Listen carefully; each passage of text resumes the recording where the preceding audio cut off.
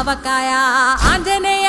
కథ మొదలెట్టినాడు చూడారయ్యా శక్తినంతా కూడగట్టి చెట్టు దులిపినాడు అంజయ్య ఎర్ర ఛాయ కోతి అవతార వెంటమాయ కత్తి సేత పట్టకుండా కాయ కోసినాడు కపిలయ్య